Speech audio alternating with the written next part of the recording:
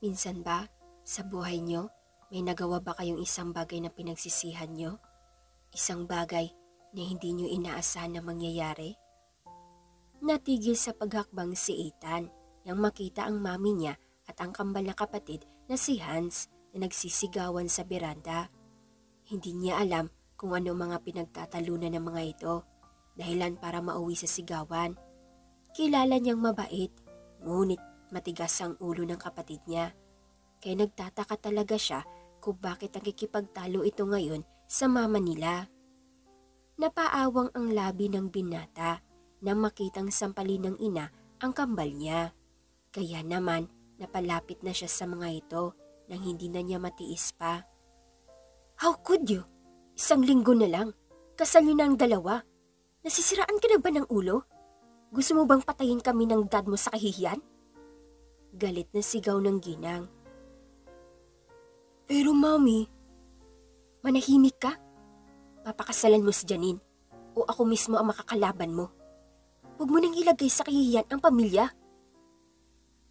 "Over my dead body? Hindi ako pakakasal sa kanya." Galit na sigaw ni Hans sa ina bago ito patakbong tinalikuran. "Hans, bumalik ka dito!" Galit na sigaw ng ginang at magtataka sana itong habulin ang binata nang biglang tawagin siya ng isang anak. "Mom!" Tawag ni Ethan. "Ethan, kanina ka pa ba dyan?" Usisa nito na may pagtataka. "Teka, uminom ka na ba ng gamot mo ha, Renzo Ethan?" Anang ginang at binanggit pa ang buong pangalan ng binata. "Mom, okay na po ako. Narinig kong nagtatalo kayo ni Hans. Tungkol ba to sa kasal nila ni Janine? May problema po ba?" Usisa pa niya. "Hays, yang kambal mo, wala nang ibang ginawa kundi bigyan kami ng dad mo ng sakit sa ulo. Kung kailan isang linggo na lang saka naman niya naisip na iurong ang kasal nila ni Janine? Balak niya ba talagang sirain ang pamilyang to?" Anang ginang at tapasapo sa ulo. "I'll talk to him." Final yang sabi sa ginang. "Pero Ethan, kilala mo naman ang kapatid mo. Napakatigas ng ulo niya." "Mom, magpahinga na kayo, okay?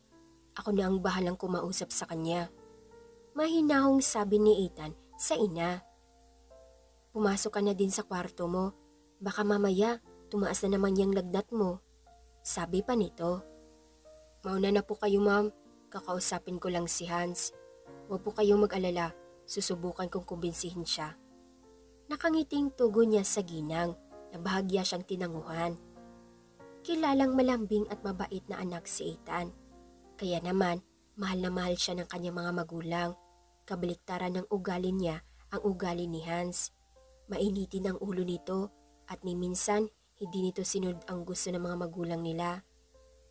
Nang matyak na nakaalis na ang ina, minabuti naman ni Ethan ang tumungo sa silid ng kambal para kausapin ito.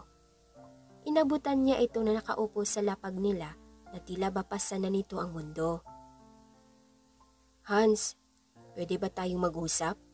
Tanong niya sa kambal bago tuluyang pumasok sa loob. Pagkuway, sinara ang pinto. "Anong kailangan mo?" Masungit na tanong pa nito sa kapatid. "Naalala mo ng mga bata pa tayo? Madalas kang magalit. Madalas kang nakakaramdam ng inggit sa mga kambal na magkakamuka. Kasi nga naman fraternal twins tayo. Madalas mong sabihin na gusto mo ng kambal na kamukha mo para nagagawa mo ang gusto mo. Na kapag ayaw mo na sa subject mo, pwede tayo mag-switch ng subject ko." Paglalahad pa niya. "Ano naman ngayon? Naiinis ako dahil walang kwenta ang pagiging magkambal natin." Yamot nitong sabi. Magkaiba tayo." Asar nitong sabi. "Alam ko na ang dahilan kung bakit ayaw mo magpakasal kay Janine. Dahil kay Grace, ang babaeng gusto mo." Paano mo nalaman ang tungkol sa kanya?" Taka pa nitong tanong. "Nakalimutan mo na ba? Nag-login ka sa computer ko at nakalimutan mong tanggalin yon. Kaya naman nabasa ko ang message niya. Hans, Ngayon ka kailangan ng pamilya. Kaya sana, huwag mong bibiguin sila, ma'am. Mahinahong wika niya. Nangako ako kay Grace na gagawin ko ang lahat para tuparin ang pangarap niya. Paano ko gagawin yun? Gayong ikakasal na ako. Malungkot na pag-amin ni Hans sa kambal. Pero ikakasal ka na. Kailangan mo siyang bitawan para sa ikakabuti ng lahat. Sabi pa niya. Hans, kung gagawin mo lang yun kasi nangako ka sa kanya na walang pagmamahal, hindi ba at napaka-unfair yun para sa kanya? Mahal ko siya. Mahal ko si Grace. Matatag nitong sabi. Pero walang magagawa ang pagmamahal mo sa kanya kung hadlang nito ang mapagbirong tadhana. Saad pa ni Ethan. Hindi. May magagawa ako sa pamamagitan mo. Hindi alam ni Grace kung sino ba talaga ako. Ni mukha ko hindi pa niya alam. Ang tanging alam lang niya ay ang peking pangalan na ginagamit ko. Anong ibig mong sabihin? Kung ipagpapatuloy mo ang bagay na to, hindi lang si Grace ang masasaktan mo, kundi pati na rin si Janine at ang mga magulang natin. Tutol niya. Hindi. Kung ikaw ang haharap kay Grace at tutupad sa pangarap niya, walang masasaktan. Papakasalan ko si Janine, kapalit nun, pakasalan mo si Grace. Matatag na sabi nito. Baliw ka ba? At bakit gagawin ko yun? Asar niyang sabi. Kapag pumayag ka sa gusto ko, hindi ko susuwayin ang gusto nila, ma'am. Pero kapag hindi, sisirain ko ang reputasyon ng pamilya. Mamili ka, Renzo, Ethan? Banta ni Hans sa kambal. Mariing napapikit si Ethan sa sinabi ng kambal. Pagkuway, marahang napatango. Gustuhin man niyang tutulan ito, pero kilala niya si Hans. Kapag sinabi nito, hindi ito magdadalawang isip na gawin ang isang bagay kahit na makasama sa nakakarami. Fine, gagawin ko ang gusto mo. Pero sa isang kondisyon, mananatiling lihim to maging sa mga magulang natin. Hiling pa niya. Ayaw niyang masaktan ang mga magulang nila pagdating ng araw. Samantalang, nanlaki ang mga mata ni Grace na mabasa ang message ng nobyo mula sa Maynila. Luluwas daw ito ng Maynila para puntahan siya. Gusto nito na kasama na siya sa pagbabalik. Paano ang pag-aaral niya? Hindi pa siya tapos ng college. 2 taon na lang, magtatapos na rin siya. Sino nag-message? Hulaan ko, ang City Prince Charming mo. Wika ni Abe na siyang kaibigan ng dalaga. Nasa maliit na beranda sila ng bahay nila. Sa lola na niya siya lumaki at nakatira. Bata pa lang siya nang mamatay ang papa niya. Hindi rin nagtagal, nag-asawa ang mama niya at iniwan siya sa poder ng lola niya. Tama ka, pag-amin niya. Bakit parang binagsakan ka ng langit at lupa dyan? Hindi ka ba masaya? Takapan nitong puna. Paano naman kasi? Darating na siya bukas. Anong gagawin ko? Frustrated niyang tanong. Bakit ka nag-aalala? Di ba matagal na tayong curl sa mukha niya? Pagkakataon na natin to para makita natin siya kung ano ba talaga ang mukha niya. Saad pa nito. Yun na nga Paano kung hindi niya ako magustuhan? Paano kung higit pa siya sa inaasahan ko? Paano kung...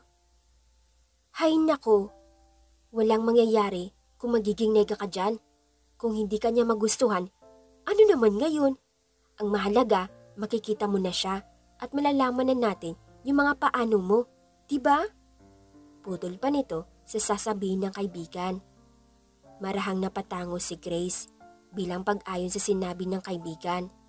Sa totoo lang, curious talaga siya sa mukha ng nobyo. Alam mo sis, huwag mong pangunahan ang lahat. Kung higit pa siya sa inaasahan natin, gaya ng madalas niyang i-describe pero di niya magawang ipakita ang mukha niya sa'yo, kung mahal ka talaga niya, tatanggapin ka niya. At isa pa, Maganda ka. Oo, hindi ka kaputian gaya ng ibang babae. Pero napakaganda mo. Hindi lang panlabas, kundi pati na rin ang kalooban mo. Sabi pa nito sa kaibigan na tahimik. Marahan siyang napabuntong hininga. Paano niya sasabihin sa lola niya ang tungkol kay Ethan, ang pagdating dito? Alam ng lola niya ang tungkol sa relasyon nila ng binata, pero hindi pa nito alam na darating ito. Maaga pa lang, gayak na si Grace para sa pagpunta nila sa airport kasama ang kaibigan niya. Doon kasi sila magkikita ni Ethan dahil nga bago pa lang ang binata sa probinsya. Sabi nga nito, ang unang beses na luluwas ito ng Maynila. Wow, you look so pretty. Bulalas ni Abe matapos pasadahan ng tingin ang kaibigan. Baliw? Nakangiting tugon niya. Grace, iya, matapos yung sundiin ng lalaking yon, umuwi na kayo at huwag nang pumunta kung saan-saan. Bili ng matanda. Opo, Lola, tugon ni Grace.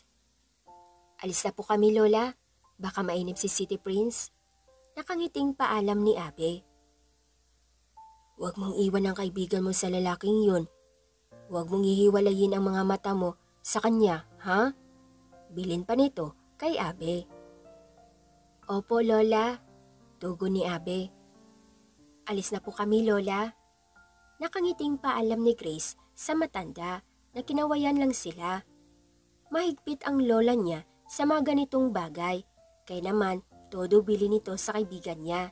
Ito pa nga ang nagsabi na isama niya ang kaibigan dahil baka daw mamaya masamang tao ang katagpo niya. Wala kasing tiwala ang lola niya sa mga taong lumalapit sa kanya. Ang gusto lang nito ay mapabuti siya at naiintindihan naman niya ito. Sa tingin mo sis, gwapo kaya siya? Tanong niya sa kaibigan matapos silang sumakay ng taxi. Well, sa tingin ko naman mukha siyang gwapo. Base na rin sa kwento niya. Sagot nito. Sa totoo lang, kinakabahan ako. Paano kung hindi niya ako magustuhan? Sis, wag kang nega. Sa tingin ko naman, gusto kanya. Kaya nga siya pumunta dito, di ba? Tugon naman ni Abe bago inayos ang pagkakaupo. Isang malalim na buntong hininga ang pinakawalan ni Grace bago tumingin sa labas ng bintana.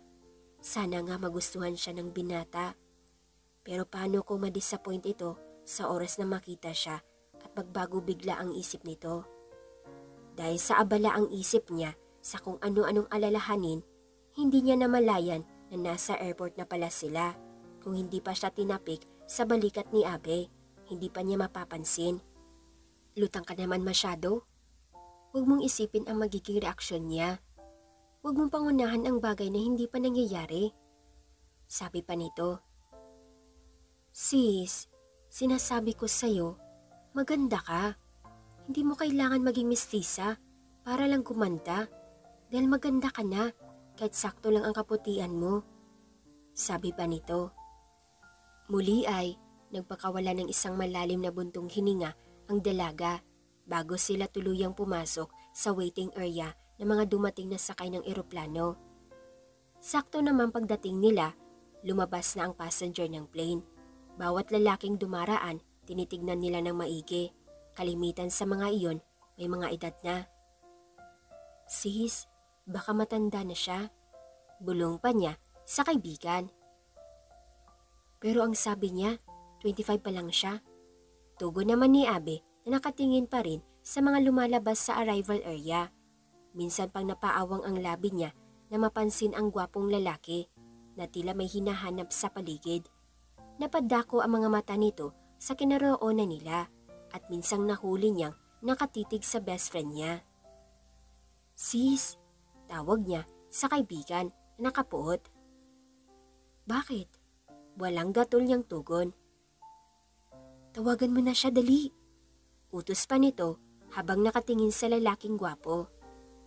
Bakit parang mas excited ka? Hingos niya sa kaibigan. Bago napatingin sa lalaking, tinititigan nito na minsan pang napatingin sa kanila. Mas lalong bumilis ang tibok ng puso niya. na tila ba gustong kumawala na sa dibdib niya nang matitigan ang gwapo mukha ng binata. Matangkad ito, matipuno ang pangangatawan na tila ba alaga sa workout. Sa hindi inaasahang pagkakataon, muli na namang nagtagpo ang mga mata nila ng binata hanggang sa lumapit ito sa kanila. Miss Grace Manalo? Tanong pa nito. Ha? Oo, ako nga. Anyo? Nabubulol niyang tugon sa binata na bahagyang ngumiti na siyang napatingkad ng kagwapuhan nito. Mas lalo kasing lumiit ang mga mata ng lalaki. I'm Renzo Ethan Lavain, pakilala ng lalaki. Oh my gosh! Ikaw ba talaga yung ka-meet up namin ng best friend ko? Bulalas ni Abe. So your name is Abe? Tanong ni Ethan bago inilahad ang kamay. Nice meeting you, Abe. Gosh, ang gwapo mo pala sa personal. Akala ko, gawa-gawa mo lang ang tungkol sa mukha mo. Sabi pa nito na ikinatawa ng binata. Well, hindi ko inaasahan yun. Sabi nito bago tumingin kay Grace na tahimik lang. I'm glad to see you. Grace, hindi ko inaasahan na. Pasensya na kung na-disappoint ka sa mukha ko. Hinging paumanhin niya na nakayuko. What? No, it's not like that. Honestly, you're too pretty. Naamis ako nang makita ka. Sabi ni Ethan na nakangiti. Pero, hindi ako. Come on, maganda ka. I like it. Sabi niya at masuyo itong nginitian. Gosh, she's my type. Naisaloob ni Ethan habang nakatingin sa dalaga. Hindi sinasadyang napadako ang mga mata niya sa labi nito. Dahilan para mapalunok siya ng laway ng ilang ulit. Pakiramdam niya kasi biglang nanuyo ang lalamunan niya matapos matitigan ang labi nito. Napansin naman iyon ni Grace.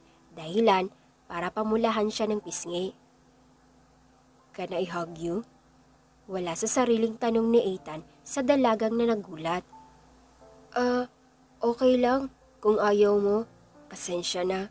Masyado akong Alam niyo, mas maganda kung sa taxi na pag-usapan yan.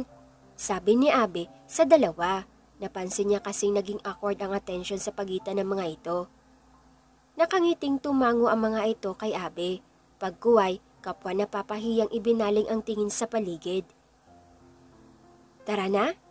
Natatawang aya ni Grace sa binata na nakangiti. Masayang sumunod si Ethan sa dalaga. Ito ang unang pagkakataon na nakaramdam siya ng kakaibang kaligayahan sa piling ng isang babae.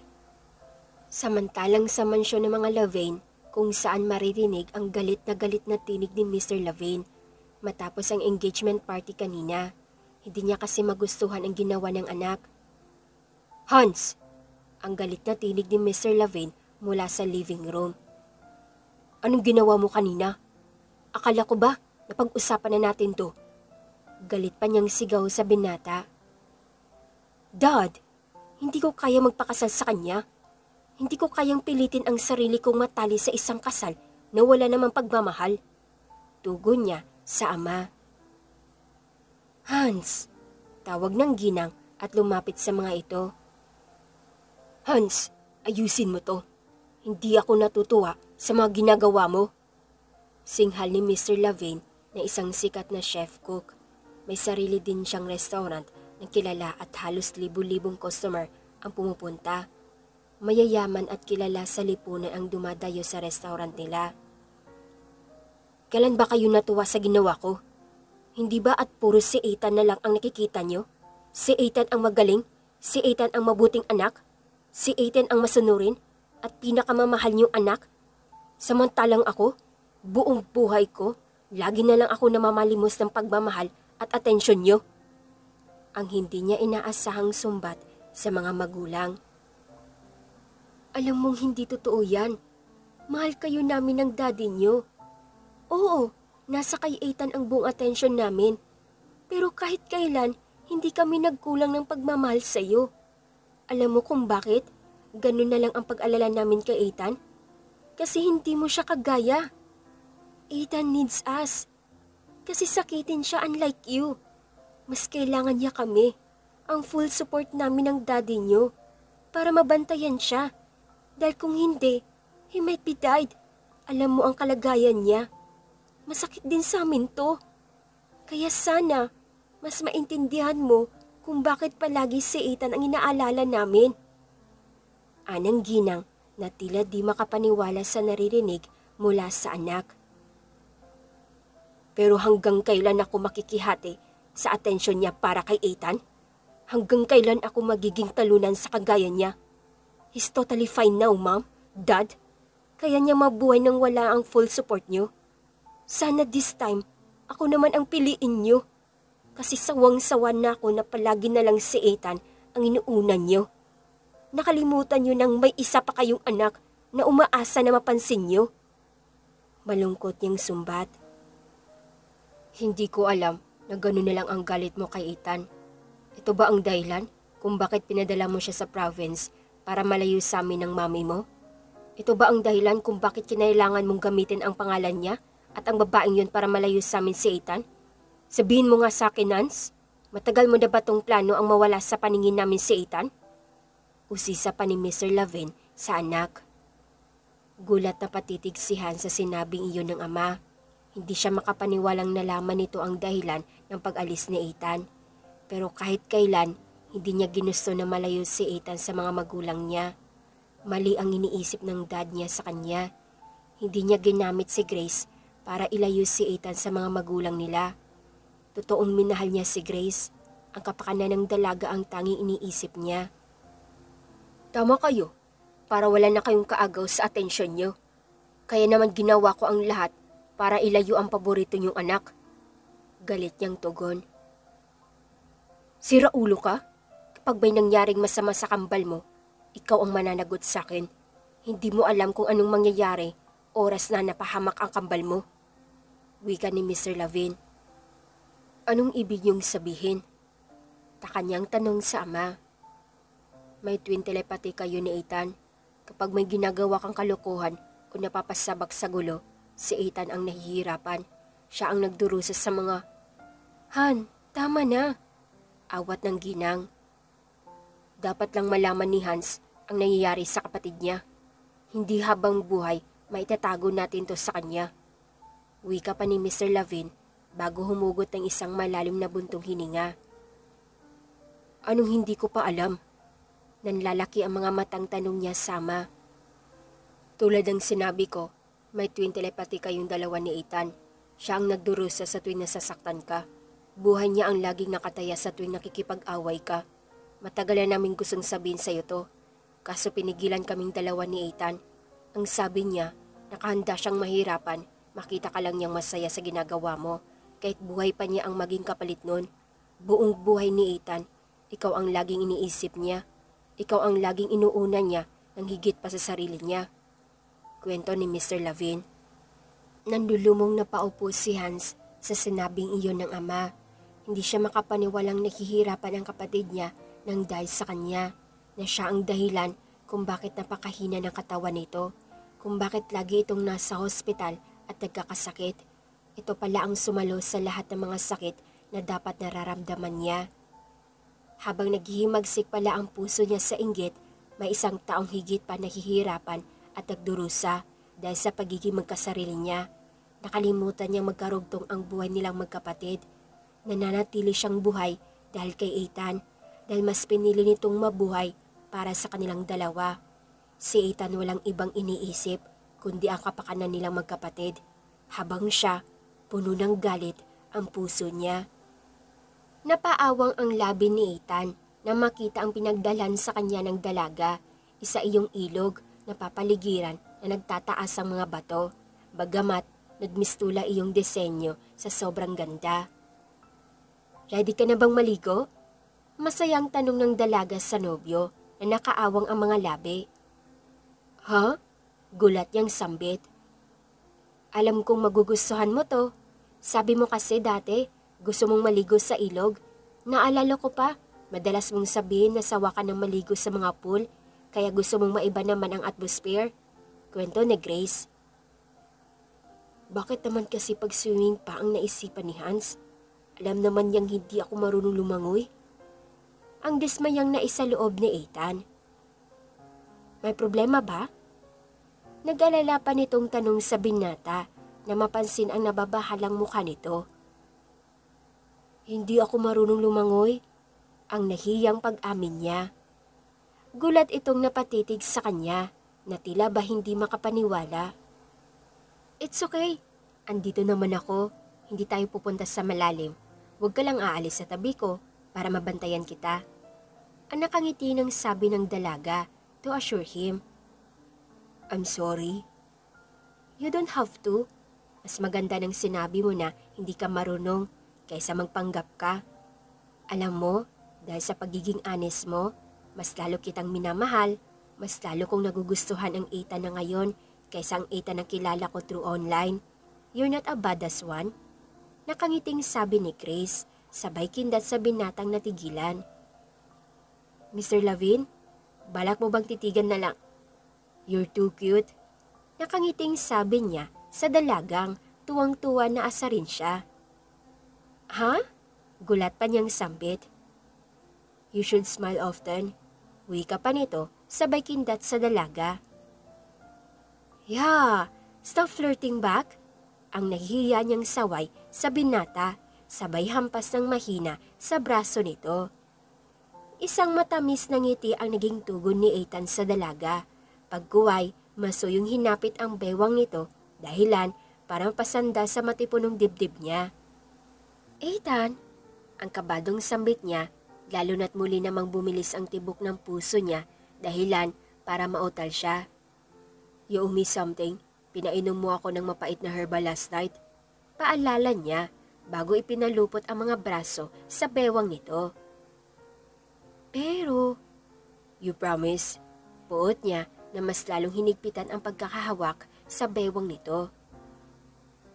Ethan, baka makita tayo ni Lola. Pagdadahilan niya at pilit na iniiwasan ang mukha sa binata. So what? Alam naman nila ang tungkol sa atin. Hindi mo dapat ikahiya yun. Sandali nga, ikinakahiya mo ba? Shh! Ang dami mong sinasabi. Awat niya sa binata bago bahagyang tumingkayad upang magpantay sila ng katipan. Pagkuway, masuyo itong dinampian ng halik sa labi. Magaan, bagamat puno ng pagmamahal. You're too silly. Ang nakangiting sabi ni Ethan bago bahagyang yumukod upang pantayan ang taas ng dalaga. I love you, soon to be Mrs. Cristiana Manalo Lavin. Bulong pa niya bago hinagkan ang noo nito, pagkuway, puno ng pagmamahal na niyakap ang dalaga. Napilitan man siyang lumuwas ng Maynila dahil na rin sa gusto ng kapatid niya. Ngunit ngayong nakasama na niya ito at nakita kung gaano kabuti ang puso nito, tila ayaw na niyang mawalay pa ito sa paningin niya. Habang abala si Ethan sa pagkikipag-usap sa mga kaibigan ng dalaga, sinamantala naman ni Abby na kausapin si Grace. Pansin ko lang ha, di ba sabi mo, magaling mag-swimming si Ethan? Anong nangyari? Lahat ng sinabi niya sa chat niyo, kasalungat na sa ngayon? Pansin ko din, parang nag-iba siya. Marami siyang hindi naalala na pinag-usapan niyo sa chat. Parang ibang tao siya. Wika pa nito habang pinagmamasdan ang binata na masayang nakikipagkwentuhan. Anong ibig mong sabihin? Nagtataka niyang tanong. Aaminin niyang maging siya ay nagtataka rin sa kinikilos ng binata. Nasa iyo ang phone niya, di ba? Wika pa nito. Oo, bakit? Let's find out the truth. Sabi pa nito. Labag man sa loob niya na pakialaman ang gamit ni Ethan, pero hindi rin niya maikakaila na pagdudahan nito. Ibang-iba kasi ito sa Ethan na nakilala niya sa online. Kabadong binuksan niya ang phone ng binata, kung saan ang unang picture nila ang bumungad sa paningin nila. Ginawa pala nitong wallpaper iyon. Punta ka na sa message niya. Let's find out. Utos pa nito, sabay siko sa kaibigan. Tahimik na sinunod niya ang utos nito. Una niyang nakita sa message list nito ang ina at nagangalang Hans. Dahil sa curiosity, agad niyang binuksan ang message ni Hans. Nagulat pa siya nang mabasa ang sinabi nito. Ibig sabihin, ang taong matagal na niyang kakilala ay si Hans at hindi si Ethan na ngayon ay kasama niya. Hindi niya maintindihan kung anong relasyon ng dalawa. Sino ba talaga ang lalaking kasama niya ngayon? Grace! Tawag ni Ethan. Pagkuway, saglit na tigilan nang makitang hawak ng dalaga ang cellphone niya. Hindi lang yon, naalarma siya nang makita ang galit sa mga mata nito. Umuwi na tayo. Ayan niya sa formal na tinig. Pigil ang galit sa tinig ng dalaga. Mag-usap tayo sa bahay. Uwi ka pa nito. Hindi siya makapaniwalang nagawa siyang lukohin ng binata. Kung hindi pa sinabi ni Abe ang bagay na yon, baka hindi pa niya malalaman kung sino ba talaga ang lalaking kasama niya. Babe! Tawag ni Ethan ng puno ng pag-alala. Huwag ngayon, Ethan. Marahas niyang wika sa mababang tinig. Maagap na hinawakan ni Ethan ang kamay niya. Pagkuway, masuyo itong pinisil. Puno ng pangamba ang mukha nito. Ethan is the best man na nakilala niya kahit sa loob ng maikling panahon ng pamamalagi nito sa lugar nila. Sobrang napalapit at nahulog na ang loob niya dito. Malungkot na binawi niya ang kamay na hawak ni Ethan. Hindi niya alam kung kaya pa niya itong patawarin matapos siya nitong lukohin. Halos madurog ang puso ni Ethan sa nakikitang pagbabago ng pagkikitungo sa kanya ni Grace, ni hindi siya nitong magawang tignan sa mga mata na tila ba pinandidirian na siya nito. Hindi naman niya ito masisi, nagkamali siya.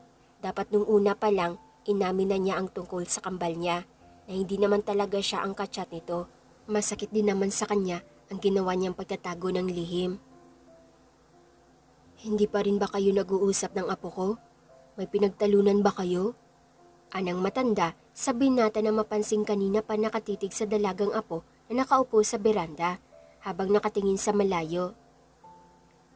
Lola, may nagawa po kasi akong kasalanan sa kanya. Nagsinungaling ako. Pag-amin niya sa matanda. Iho, kung nagsinungaling ka man sa apo ko, natitiyak ko may mas malalim ka pang dahilan. Kaya mo ginawa yon. Kung ano man yun, subukan mong ipaliwanag ang sarili mo sa kanya. Hindi ko rin gusto nakikita siyang ganyan. Mabait na bata si Grace. Natitiyak kong mapapatawad ka rin niya. Huwag mo lang siyang sukuan. Saad pa nito, bago tinalikuran ang binata na marahang tumango. Ilang sandali lang ang lumipas ay tumunog naman ang phone ni Ethan. Takang sinagot niya ang tumawag. Ma'am? Tugon niya mula sa kabilang linya. How are you? Did you bring your med? Sunod-sunod na tanong ng ginang mula sa kabilang linya. Mom, you don't have to worry about me. I'm good. Inaalagaan ako ng maayos ni Grace. Pinainom niya ako ng herbal medicine to boost my immune system. Alam niyo yun? Napakapait ng lasa. Para ako nakainom ng lason. Kwento niya sa ina nakangiti. Good to hear that, iho. I'm glad na papasunod ka niya when it comes to take a herbal medicine. Kilala kita. Kahit ako, hindi kita napapasunod kapag herbal medicine na ang pinag-uusapan. Mom, I told you, she's really hospitable. Everyone's here. Napakabuti ng mga tao dito. Pagmamalaki niya sa ina. But mom, she's mad at me. Nalaman niya yung tungkol sa amin ni Hans na may twin brother ang kachat niya at hindi ako. Yung taong minahal niya sa loob ng mahabang panahon. Kwento niya. Kapag nagkakamali ang isang tao, dapat matuto siyang i-admit yon. I-fix ang mga dapat na i-fix. Ethan, gaya ng madalas kong sabihin sa'yo, always listen to your heart. Anang ginang. You can fix it. Trust me. Masuyo pa nitong sabi upang pagaanin ang kalooban ng anak. Thank you, Mom. Wika pa niya. Okay, so I need to hang this call or have an emergency meeting today. I love you, baby. Take care. Anang ginang. I love you too. Tugon niya sa ina na binabaan siya ng phone. Matapos makipag-usap sa ina, saka siya napasulyap kay Grace na noon ay galit na katitig sa kanya. Napapailing na nilapitan niya ito. Babe, can we talk? Mahinahon niyang tanong. Sinong kausap mo? Sa halip na sagutin ang tanong ng binata. Si Mom. Mamo yung mukha mo. May pa I love you ka pa nga. Hingos nito bago tinalikuran ang binata. Hindi maikakaila ang selos sa boses niya ng mga sandaling iyon. Grace, muli ay tawag ni Ethan at sinundan ang dalaga. Please, kausapin mo naman ako. Let me explain first. Hindi ko kailangan ng paliwanag mo, Mr. Levine. Ang gusto ko lang mangyari, umuwi ka na sa inyo. Matatag niyang wika sa binata. No, unless hindi tayo nagkakabati. Tutol niya sa dalaga na saglit siyang pinagsadahan ng tingin. Gusto mong mapatawad kita? Muli ay tanong ni Chris sa binatang napatango. Kung ganon, dalhin mo ako sa tunay na Ethan at pagkatapos nun, kakalimutan ko na ang atraso mo sa akin. Matatag pa niyang sabi.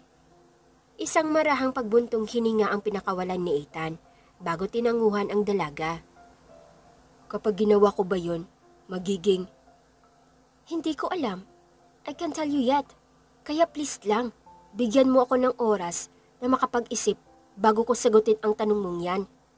Wika niya kahit masakit para sa kanya ang mga katagang binitawan sa binata. Para kay Ethan, nakahanda siyang gawin ang lahat. Naiintindihan naman niya kung kinamumuhian siya ni Grace. Mabigat at labag man para sa kanya, wala siyang nagawa, kundi ang ayunan nito. But, can I ask you? Huwag kang mag-alala, hindi ako manggugulo. Gusto ko lang siyang makita for the last time. Putol niya sa sasabihin ng binata. Grace, isang linggo lang, gusto kong makita na ikinakasal siya sa taong pinili niya at naging dahilan kung bakit kanya pinadala dito. Wika pa nito ng puno ng kalungkutan. Hindi nakaimik si Ethan sa sinabing iyon ni Grace. Masakit para sa kanya ang makitang nasasaktan ang dalaga. Pero anong magagawa niya?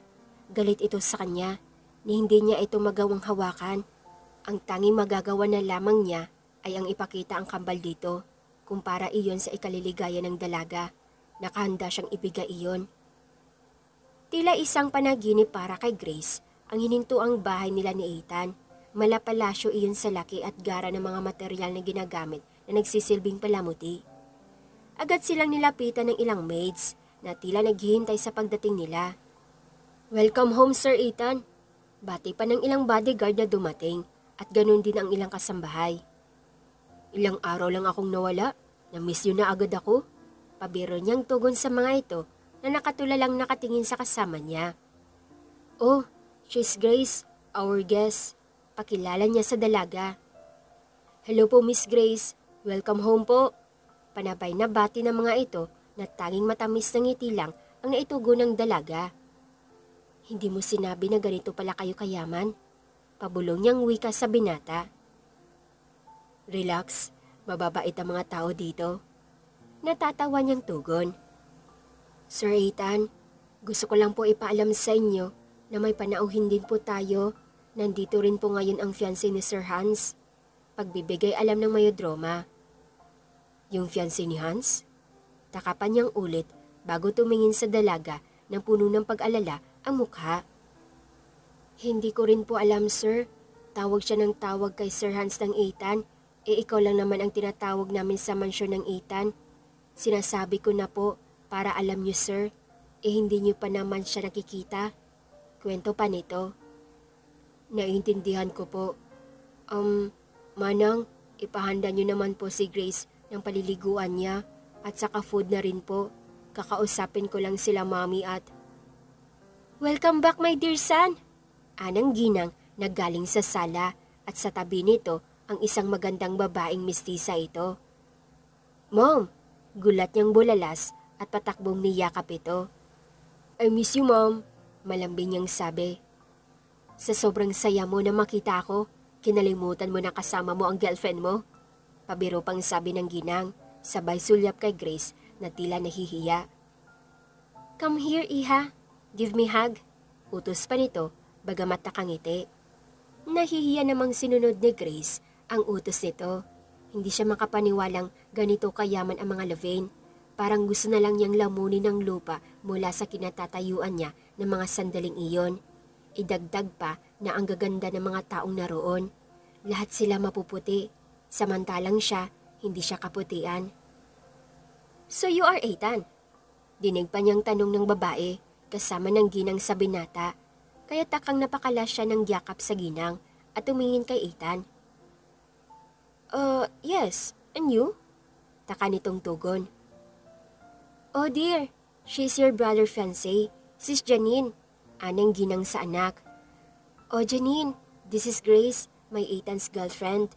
Grace, this is Janine, Hans' fiancé. Pakilala niya sa dalawa. So he's really Ethan? Pambabaliwala ni Janine sa sinabi ng ginang habang titig na titig sa mukha ng binata na nagtataka. Yes, he's the only one Ethan's here. I don't understand why always calling Hans as Ethan. Litong sabi ng ginang. Oh shit, I thought Hans was Ethan. The first time I saw him, he was all covered with those motorcycle racewear. Only his eyes is visible the moment I saw him. Bulalas pa nito. Wait, nakita mo ako? Saan? At kailan? Ang di makapaniwalang tanong niya kay Janine. 2 years ago, tugon pa nito. Nandito nun si Dad, kausap niya ang dad mo sa loob, nagpaiwan ako sa car nung dumaan ka. Kwento pa nito. Ethan? Janine? I guess it's not the right time to talk about it. Besides, Ethan's girlfriend is here. Iho, why don't you take your girlfriend to her room para makapagpahinga naman siya? I'm sure napagod siya sa biyahe. Uwi ka pa nito sa binata. Don't worry, Iha. Nasa likod mo lang ako. Pabulong pa nitong sabi kay Grace. Habang paakyat na sa kwarto na nakalaan para sa dalaga, hindi maiwasan ni Grace na hindi tanungin ang binata tungkol kay Janine. Obvious namang may gusto ito kay Ethan. Ethan? Si Janine ba? Hindi ko siya kilala. Ngayon ko nga lang siya nakita. Agap nito sa itatanong sana ng dalaga. Paano mo nalaman na yun ang itatanong ko? May tinatago ka ba sa akin? Kilala mo ba? Pareho kayo ni Mami kung magtanong. Ilang beses ko ba bang kailangan ulitin? Hindi ko siya kilala at ngayon ko lang siya nakita. Paliwanag ng binata sa masuyong tinig. Mataman niya itong tinitigan. Mukha namang nagsasabi ito ng totoo. Kaya lang, hindi siya mapakali. Wala siyang tiwala sa babaeng iyon. Matapos siyang ihatid ni Ethan sa magiging kwarto niya, agad naman itong umalis para daw makaligo siya. Pagpasok niya sa bathroom, nakahanda ng lahat ng mga kakailanganin niya. After half hour, kinatok siya ng mayodroma. Sa likod nito ng ilang maids na may dalang tray na naglalaman ng iba't ibang putahin ng pagkain. Si Ethan po, usisa niya sa mayodroma. Kausap niya lang po ang chairwoman. Chairwoman? Kunot noong tanong niya. Ang mami niya ho, about business po, kaya hindi po siya pwedeng abalahin ngayon. Pero wag ho kayo mag-alala, ang bili ni Sir Ethan, pagkatapos silang mag-usap ng chairwoman, pupuntahan niya kayo. Tugon pa nito. Kung may gusto pa po kayo, Miss Grace, sabihin niyo na lang po sa kitchen. Bilin pa nito bago umalis. Napapailing na tumingin siya sa mga pagkain na nakahain. Siguro, hihintayin na lang niya nang dumating si Ethan bago kumain. Malungkot ang kumain ng walang kasalo at para hindi mainip, tinawagan niya ang kaibigan. Isang ring niya lang dito, agad naman itong sinagot. Kamusta? Anong nangyari? May ginawa bang kalokohan sa'yo ang lalaking yon? Nag-alalang bungad ni Abe mula sa kabilang linya. Wala naman. Sa totoo lang, napakabait niya. At alam mo ba, sino bang mag-aakala na napakayaman ng pamilya nila? Kwento pa niya. Ay, akala ko pa naman kung napano ka na. Si Hans, nakita mo na ba? Usisa pa nito. Hindi pa nga pero yung fiancé niya, nakita ko na. Pero may nakita akong family picture sa living room. Mas gwapo pa rin si Ethan. Kwento niya sa kaibigan. Nandyan yung fiancé ni Hans? Anong ginagawa ni Ethan? At kausap niya ang mami niya about business. Huwag kang mag-alala, inaalagaan niya ako, gaya ng bilin mo sa kanya. Nakangiting tugon niya sa kaibigan. Nakita mo kaming magkausap? Hindi lang basta nakita, dinig na dinig pa. Pero thank you Abby sa lahat. Kahit na nilaglag mo ako sa kanya, pero tama ka naman, mas attract ako sa Ethan na nakilala ko in person kaysa sa Ethan na sa online chat lang. Nakangiting sabi niya. Sakto namang tapos na siya makipag-usap sa kaibigan nang pumasok si Ethan. Nagtataka ang mga mata nito. Hindi ka pa kumakain? Inaantay kitang dumating. Kumain ka na ba? Balik tanong niya sa binata. Hindi pa rin. Kausap ko si ma'am. Tugon nito bago lumapit sa dalaga. Can you lead me some of your strength? Masuyong tanong ni Ethan bago nahiga sa tabi ng dalaga. Anong nangyari? Usisan niya. Too much work about sa restaurant. May bagong bubuksan kasi na branch. We need to renovate it. Tugon ni Ethan. Kumain ka muna bago matulog. Utos pa niya at nauna nang tumayo. Ethan, bangon na dyan. Pangungulit niya. I don't have much strength. Pag-iinarte nito. Napapailing na lumapit siya dito para kulitin na bumangon. Ethan, kailangan mong kumain bago magpahinga. Pangungulit niya, ngunit hindi lang siya nito pahiga. Ethan, di makapaniwalang sambit niya. Namiss ko to, bulong nito. Kahit saglit lang kita nakakasama sa kwarto nun sa probinsya, sobrang saya ko na. Sa halip na sagutin ang sinabi nito, isang mahigpit na yakap ang isinukli niya. Sobra na miss niya rin si Ethan, kahit na madalas silang magkasama, pero iba pa rin ang saya kapag nakakulong siya sa mga bisig nito. Alam mo, nung bata ako, isa sa mga pinaka-nakakalokong ginawa ko ang hingin ang kamay ng isa sa mga anak ng yaya namin. Sabi ko, paglaki ko, gusto kong pakasalan ang anak niya. Sabi ni yaya, darating ang araw na magbabago pa ang pananaw ko. Kwento niya habang nakayakap sa dalaga. Ginawa mo talaga yun? Usisan niya. Unang beses nakita ko ang picture ng anak niya. Sobrang namangha ako, kaya ko nasabi yun sa yaya ko. Siguro, dalaga na rin siya ngayon. Hindi kayo nagkakalayo ng edad. 21 na siya ngayon, gaya mo. Hindi ba kayo nagkaroon ng pagkakataon para magkita? Usisa pa niya. Nasaan pala ngayon ang yaya mo? Unang sagot sa tanong mo, hindi sa picture ko lang siya nakita. Ang alam ko, nasa akin pa yun, tinago ko lang. About sa yaya ko naman, isang buwan bago ko hingin sa kanya ang kamay ng anak niya, nalaman kong nag-resign siya dahil nagka-problema sa probinsya nila. Sa pag-aakala ko, namatay ang asawa niya. Kwento nito. Saglit na tigilan si Grace sa sinabing iyon ni Ethan.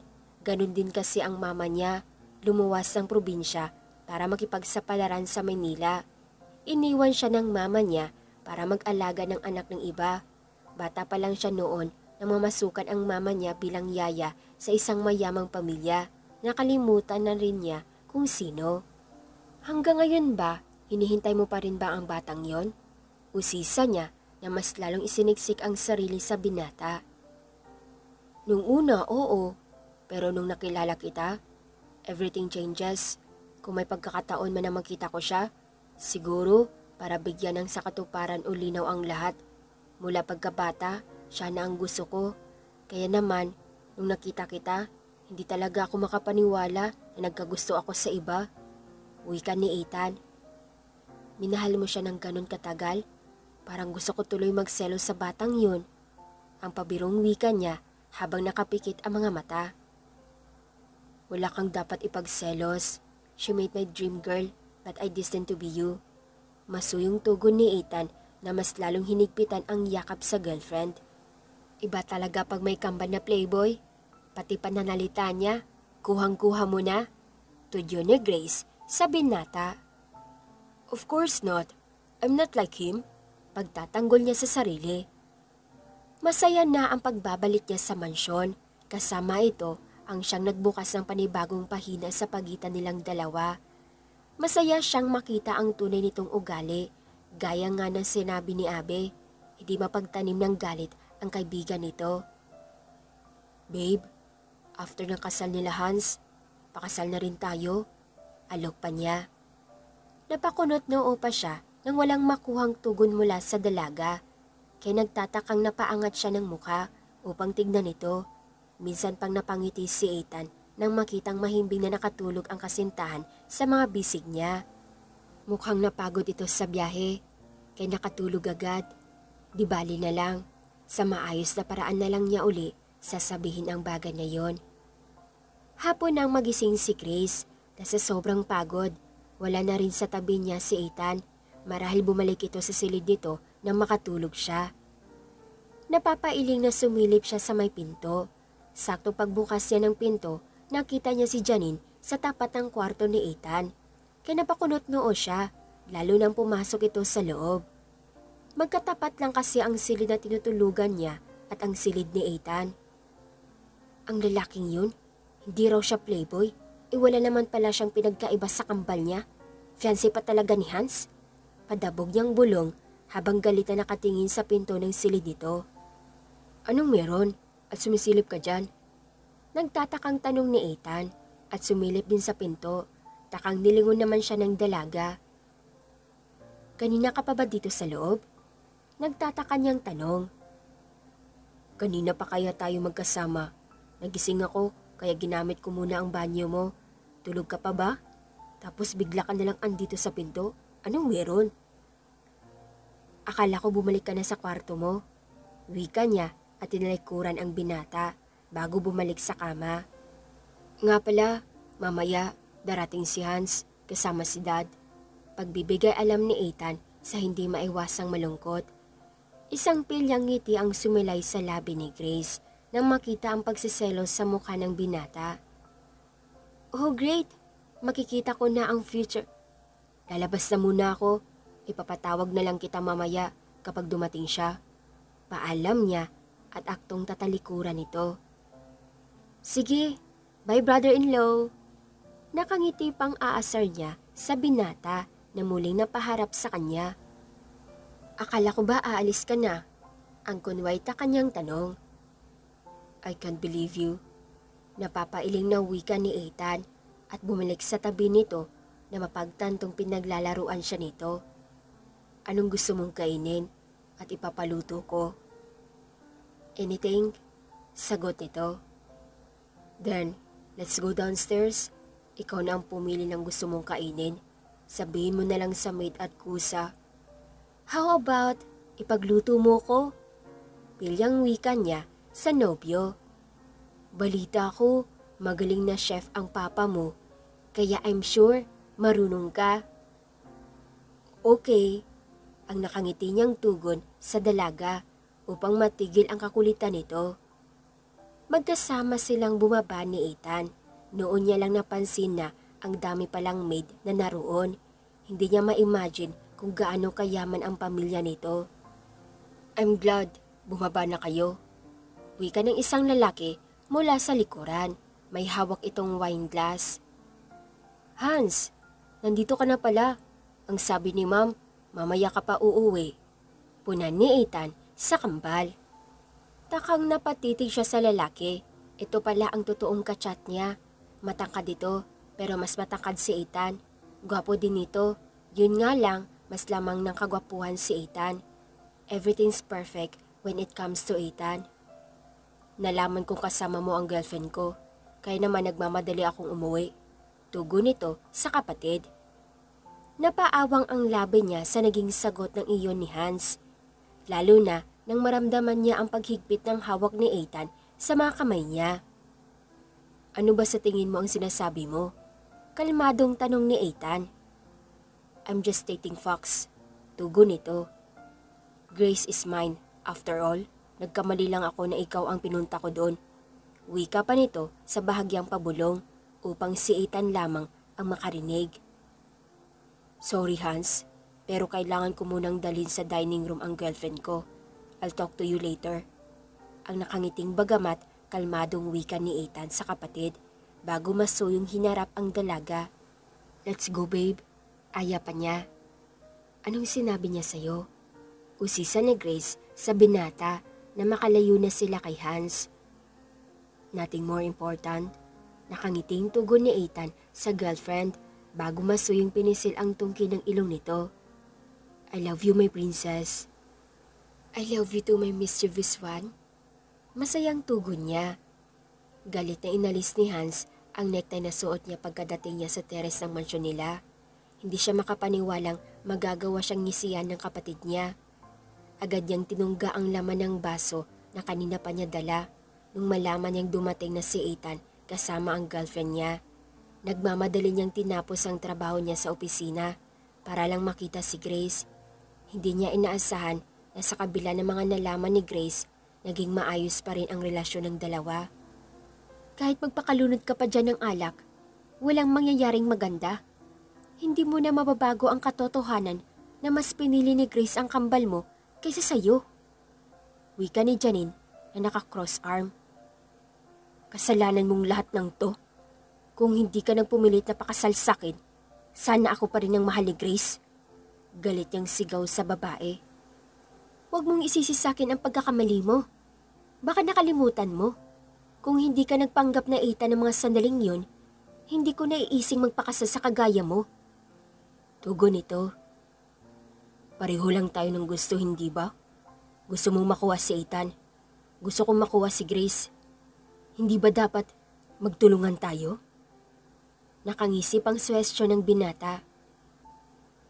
Matino pa ang pag-iisip ko para gawin ang bagay na yan. Hindi ako makasarili gaya mo.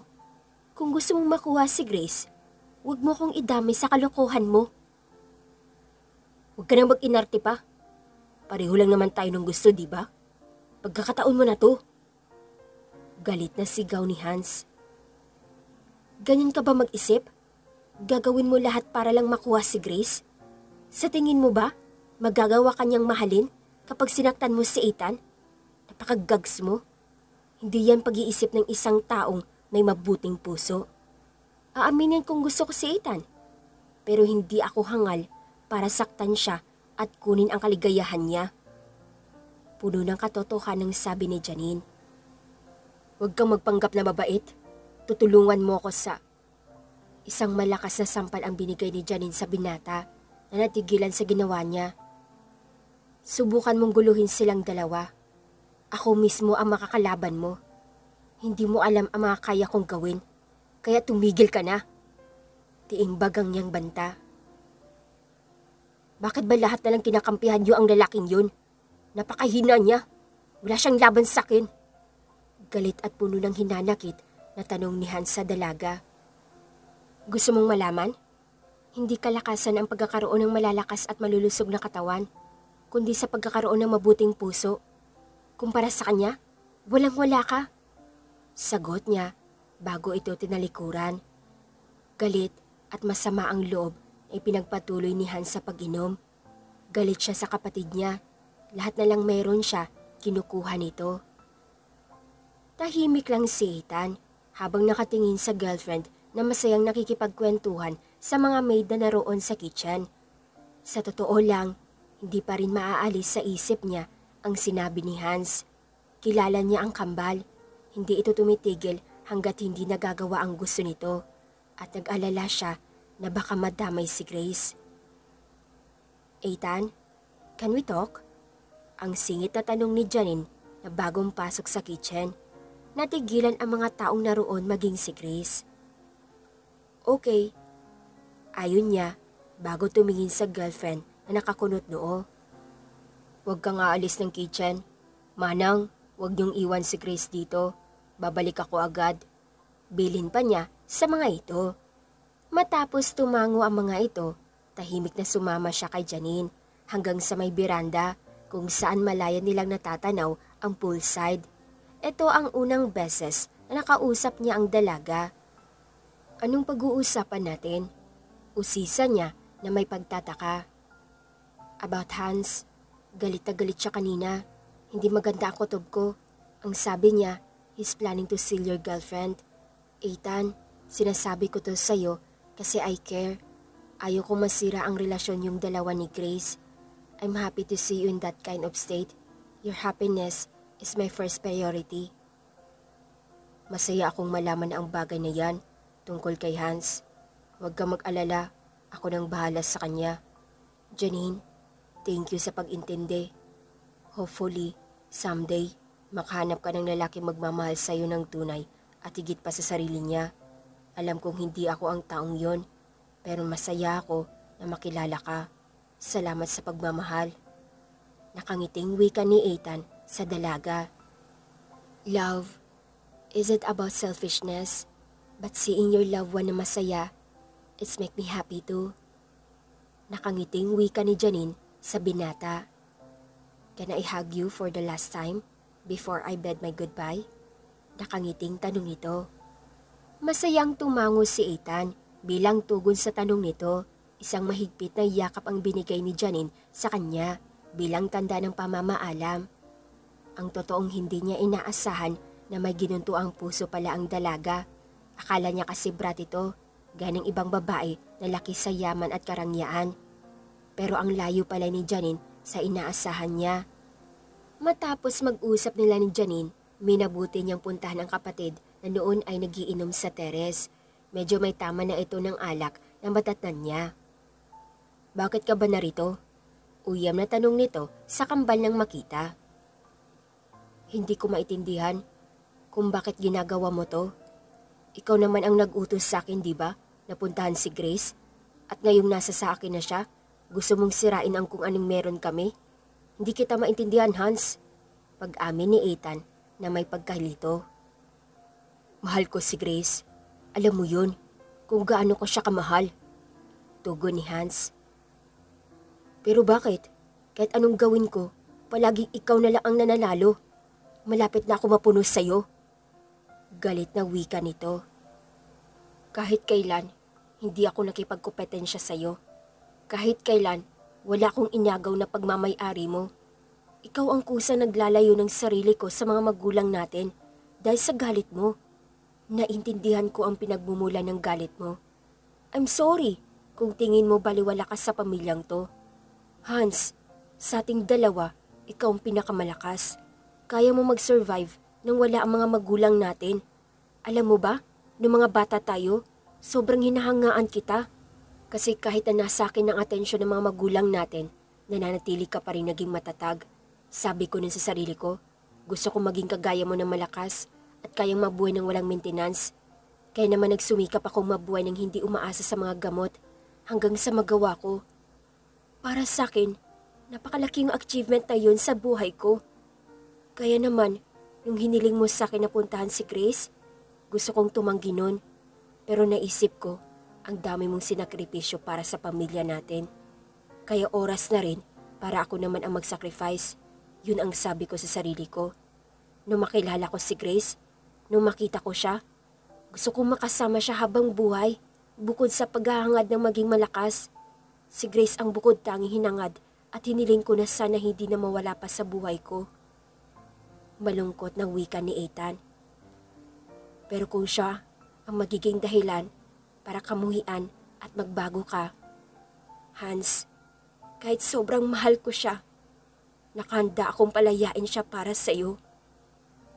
Ang pigil na maiyak na wika ni Ethan habang kagat-kagat ang labi. Mabibigat ang mga paa na lumayo siya sa kapatid, kasabay ang pagtulo ng mga luha sa mga mata niya. Napakasakit na kailangan niyang pakawalan si Grace para kay Hans. Ethan? Tawag ni Grace na makasalubong ang binata. Halatang umiiyak ito, walang imik at niyakap siya ni Ethan ng sobrang higpit. I'm sorry. Shh, andito lang ako. Nakangiting tugon niya bago marahang tinapik ang balikat nito. Ethan, hindi pa tayo tapos mag-usap. Wika ni Hans na halatang lasing na. Nasa dulo ito ng pinto at may hawak pang baso ng alak. Mabilis na kumilos si Ethan nang makita ang kapatid na lasing habang nasa hagdan. Hans, lasing ka na. Kailangan mong bumalik sa taas. Baka mamaya mahulog ka. Puno ng pag-aalala na wika niya sa kapatid. I hate you for stealing my girl.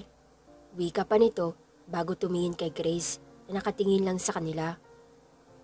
But I hate myself that I'd feel this way. Tama si Janine. I'm too stupid.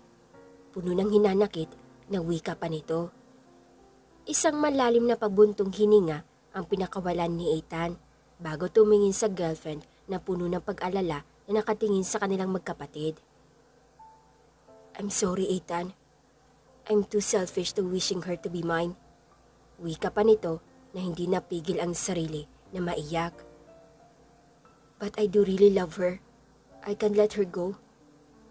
Napakagat labis si Ethan na sa sinabi iyon ng kapatid. Matapos ang tagpong nasaksihan ni Grace, isang mabigat na pasya ang nabuo niya. Mahal niya si Ethan pero hindi niya kayang makita na nahihirapan ito dahil sa kapatid. Ayaw niyang masira ang kung anumang relasyon ng magkapatid ng dahil sa kanya. Natupad na rin naman ang gusto niyang mangyari ang makita si Hans, ang tunay niyang kachat. Oo, masakit para sa kanya ang gagawin niyang to, lalo na at sa maikling panahon na nakilala niya si Ethan, sobrang nahulog na ang loob niya dito. Sa totoo lang, nahihirapan siya kung paano magpapaalam dito. Abala siya sa pag-aayos ng mga damit niya nang mula sa likuran niya may yumakap. Kahit hindi niya lingunin, alam niyang si Ethan ang yumakap sa kanya. Ang mainit itong hininga, ang mabango nitong katawan na palagi niyang nasasamyo dito. I don't wanna let you go, bulong ni Ethan habang nakasubsob ang ulo sa liig ng dalaga. Pero Ethan, ayokong nahihirapan ka nang dahil sa hindi niyo pagkakaunawa ni Hans. Ayokong masira ng tuluyan ang relasyon niyo ng dahil sa akin. Tugon pa niya sa binata habang kagat ang labi upang pigilan ang sarili na maluha. Sa tingin mo ba, magiging okay ako kapag umalis ka, Grace? Hindi. Maagap na pinutol niya ang sasabihin ng binata sa pamamagitan ng pagdampi ng daliri niya sa labi nito. Ethan, sa maniwala ka o hindi, ikaw lang ang minahal ko ng ganito. Pero ayoko maging makasarili at maging dahilan para masira ang relasyon niyong magkapatid ng dahil sa akin. God knows kung gaano kita kamahal. Pero Ethan, kung ang pagmamahal na to ang magiging dahilan para makasira kayo, nakahanda akong isang tabi yun. Makita ko lang na maayos kayong magkapatid. Ang hindi niya napigil na maluha. Kaya isusuko mo na lang ako? Ang di makapaniwalang tanong niya sa dalaga. Ethan, hindi mo ako naiintindihan. Mahal kita. Sobrang mahal. Pero kung magiging makasarili tayo, marami tayong masasaktan. Hayaan na muna natin ganito ang mangyari. Kung dumating man yung panahon na muli tayong paglapitin ng tadhana, ang hiling ko na sana kapag dumating ang panahon na yon, sana pwede nating piliin ang isa't isa. Na sana wala nang hahadlang pa. Sa halip na sagutin isang mahigpit na yakap ang ginawa ni Ethan sa dalaga. Isang yakap ng punong-puno ng iba't ibang emosyon. Makalipas ang 4 na taon, isang matalim na tingin ang binigay ni Ethan sa staff niya matapos pumalpak ang mga ito. Matapos kasing magbukas ang dad niya ng panibagong branch, siya na ang pinag-manage ng mga ito ng bagong branch. Habang ang kapatid niya ay pa-travel-travel lang kung saan ito gusto. Ilang beses ko bang kailangan ulitin sa inyo? Lagi niyong tignan ang mga seafoods order. Ngayon hindi natin pwedeng gamitin ang mga yan. Nakakainis. Inis yang wika. Pasensya na po, sir. Hindi namin napansin na hindi pala fresh ang mga hipon at mussels. Hinging pa umanhin ng isang staff. Kumuha kayo ng bagong order. Siguraduhin yung bago ang makukuha nyo. At ang mga yan, itapon nyo kung gusto nyo. Hindi na rin natin magagamit yan. Utos pa niya. Opo, sir. Sige na, go back to your work. Pagtataboy niya sa mga ito. Nga pala, sir. Tumawag si Miss Janine kanina. Ang sabi niya, kung pupunta raw po kayo sa Batangas para dumalo sa kasal sa isa sa mga kaibigan nyo. Hindi niyo raw po kasi sinasagot ang tawag niya, kaya sa landline siya tumawag. Pagbibigay alam nito. I'll think about it. Matamlay niyang tugon bago tinilikuran ang mga ito. Pahitamad na tumungo siya sa main office niya. Araw-araw ganun na lang palagi ang buhay niya. Hindi pa siya nakakaupo ng matagal nang may kumatok sa pinto ng office niya. "What?" Asar niyang tugon. "Relax bro, nakakatakot ka naman sa lagay na yan." Ang bungad ni Hans na tila kakabalik lang ng Pilipinas. "Bakit nandito ka?" Masungit niyang tanong sa kapatid bago umayos na pagkakaupo. "Ang aga-aga, mainit ang ulo mo." Puna nito na tila nagtataka. "Hays, kailan ba kita huling nakitang tumawa at ngumiti?" "Oh, 4 years na rin pala. Kamusta na kaya siya? May sarili na kaya siyang pamilya?" Tanong pa nito. "Kung andito ka para manginis, mas mabuti pang bumalik ka na lang sa abroad." Yamot niyang tugon dito. "Ang laki ng ipinagbago mo. Ngayon pinagtatabuyan mo na ako." Puot ni Hans na tila ba nagpapaawa sa kapatid. "Oo na, alam ko mali ako. Nandahil sa akin kaya ka tinalikuran ni Grace. I'm sorry." Nakayukong hinging paumanhin niya nang tignan lang siya ng kapatid ng masama. "I miss her so bad." Pag-amin ni Ethan bago tumingin sa kawalan. "Bakit hindi mo siya pinuntahan sa kanila?" Usisa niya na may pagtataka. "Ano pang silbi kung gagawin ko yun? Alam ko naman na ipagtatabuyan niya lang ako. Ayokong makita siyang nahihirapan ng dahil sa mga nangyari." Tugon ni Ethan. "Paano kung hanggang ngayon hinihintay ka pa rin niya?" "Ethan, alam ko na pinagsisihan niya ang mga sandaling iniwan kanya nang dahil sa ayaw niyang masira ang relasyon natin." Mahinahong wika ni Hans. Sa halip na sagutin ang sinabi nito, lumapit siya sa counter bar at nagsali ng alak sa baso. Yung isa, binigay niya sa kapatid. Yung isa, para sa kanya. "Pwede ka nang uminom ng alak?" Ang nagtataka pa nitong tanong kay Ethan. "Naging sandalan ko to noong mga panahong kailangan ko siya at sobrang nahihirapan ako nakalimutan siya. Honestly, hanggang ngayon, narito pa rin ang sakit. Mas matatanggap ko pa sana kung nag-cheat siya. Kaya lang, iniwan niya ako ng dahil lang sa ayaw niyang masira ang relasyon nating magkapatid." Wika ni Ethan na muling napakagat sa labi, bagamat hindi napigil ang sarili na maluha. "Pero dahil sa ginawa niyang yon, mas lalo ko siyang minahal." Dugtong niya at bahagyang tumawa. "Para akong sira." Bigla na lang naiiyak na walang dahilan. Sa tuwing naalala niya ang nangyari, hindi niya maiwasang maging emosyonal. Ang masaktan, ang umiyak na lang ng para bang bata. "I'm sorry bro." Hinging pa umanhin ni Hans sa kapatid. "Alam kong napakagags ko ng mga panahon na yon. Kaya naman, gusto ko makabawi sa'yo." "Anong ibig mong sabihin?" Nagtataka niyang tanong sa kapatid. "Naalala mo yung yaya natin? Yung inalok mo ng kasal?" Paalala nito. "Hindi si yaya ang inalok ko ng kasal. Hiningi ko ang kamay ng anak niya." Pagtatanggol niya sa sarili.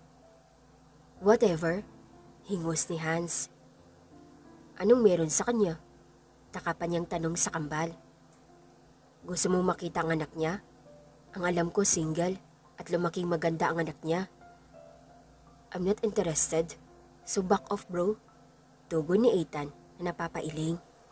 "Paano kung sabihin kong si Grace ang babaeng yon?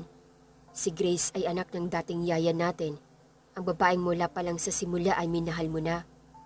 "Ethan, naiintindihan ko na kung bakit nahulog agad ang loob mo kay Grace. Dahil siya ang batang yun." Pagbibigay alam ni Hans. "Hindi kita maintindihan." Ang litong sabi niya. "Si Grace ang minahal mo 22 years ago. Ethan, sa tingin ko, nasan siya ngayon?" Mabilis niyang tanong sa kapatid at hindi na hinintay na matapos ang sasabihin nito. "Nasa Batangas. Hindi sinabi sa'yo ni Janine? Akala ko pa naman sinabi na niya sa'yo. Alam mo ba, isa na siyang wedding coordinator ngayon." "I have to go. Just tell them, sarado kami ngayon. Gawin nila kung anong gusto nila." Nagmamadali niyang wika. bago tinalikuran ang kapatid. "Hey, Ethan, hindi mo pa alam ang exact address?" Tawag ni Hans. "Just tell me ASAP." Asar niya balik sa kapatid na ngumiti sa kanya na makahulugan. Matapos sabihin ng kapatid kung nasaan ng dalaga, nagmamadaling umalis siya. 4 years ago, hindi na siya pinatahimik ng alaala ni Grace, lalo na ngayong nalaman niyang ito ang babaeng matagal na niyang pinangarap. Kaya pala ang bilis niyang nahulog ang loob dito, dahil si Grace pala ang babaeng pinakamamahal niya, ang minahal niya sa loob ng mahabang taon. Masayang pinanood ni Grace ang bagong kasal. Isa siyang wedding coordinator.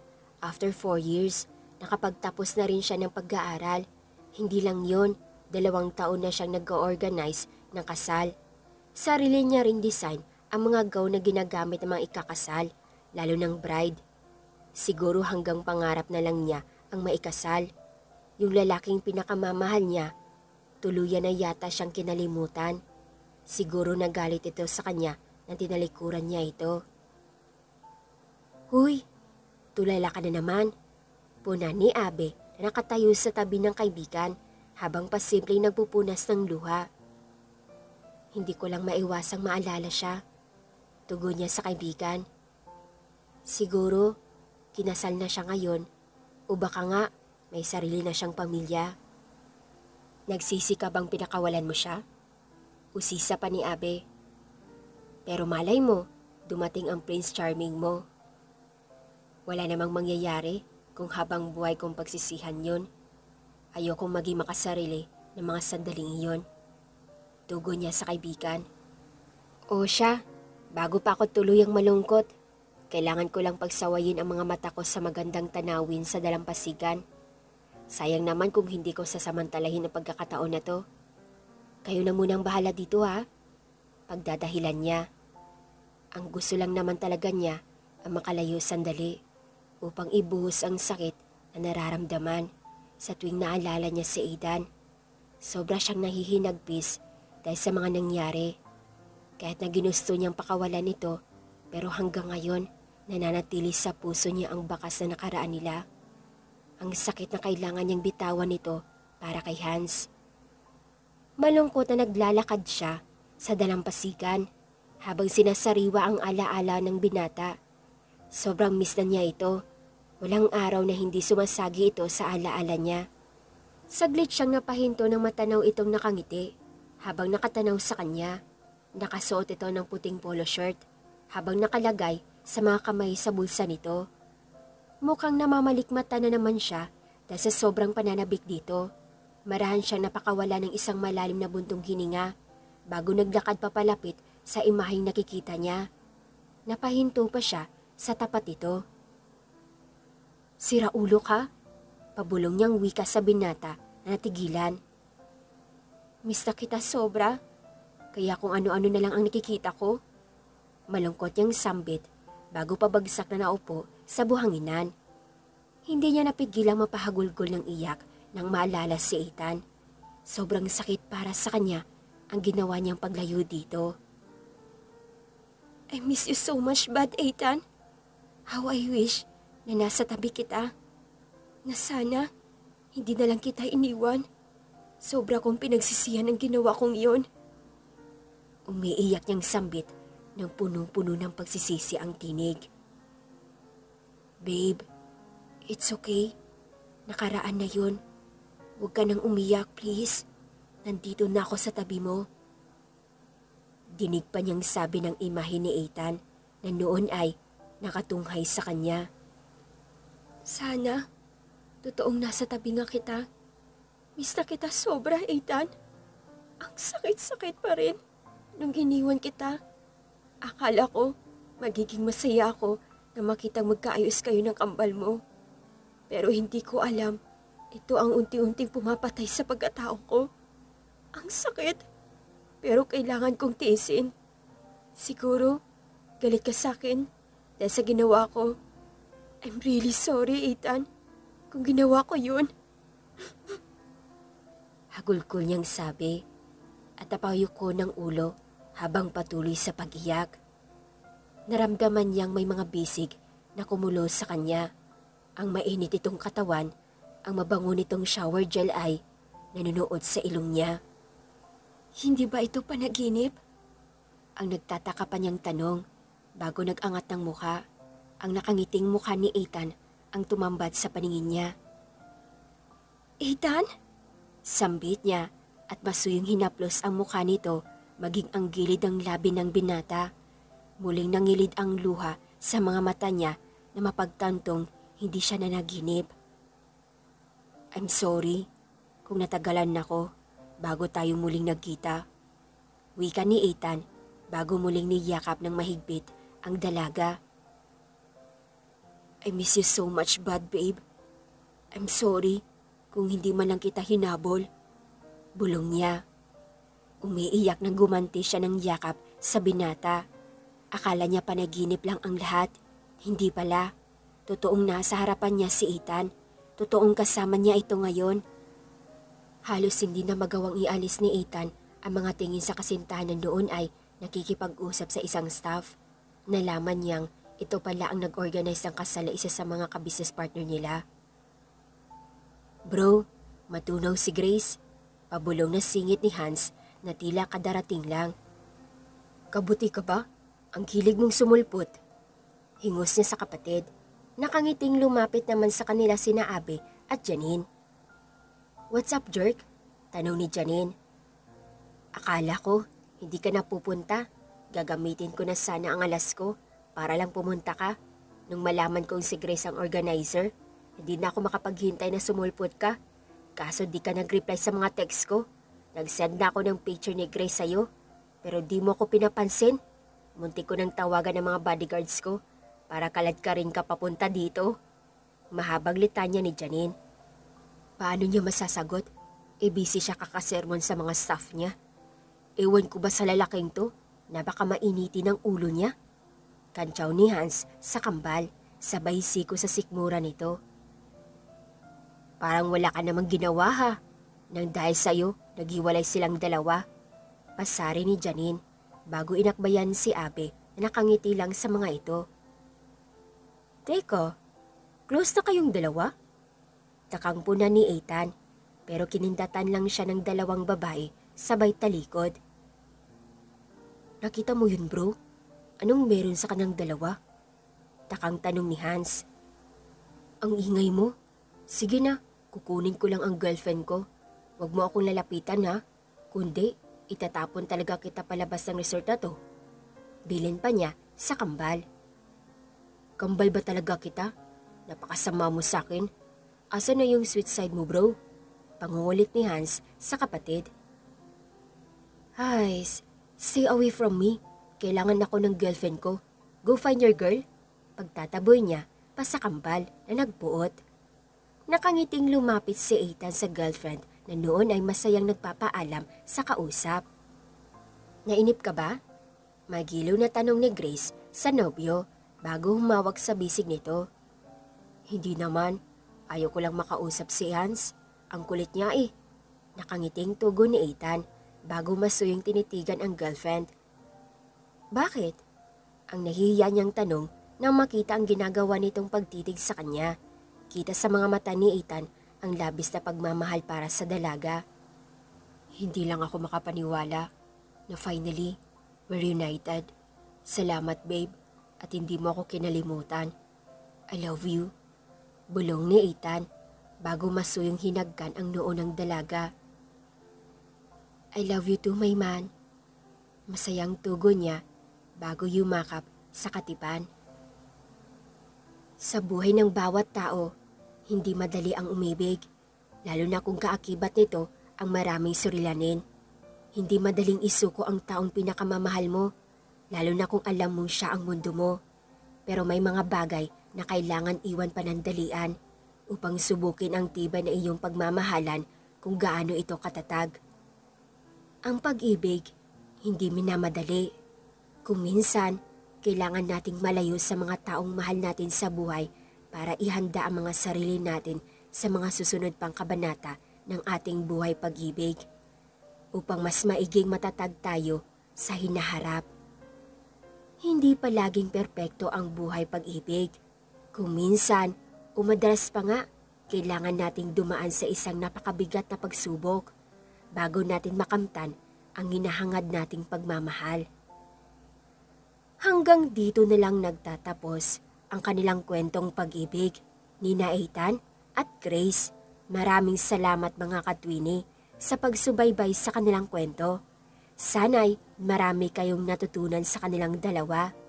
Muli, maraming salamat mga katwini sa pagtangkilik ng mga videos ko.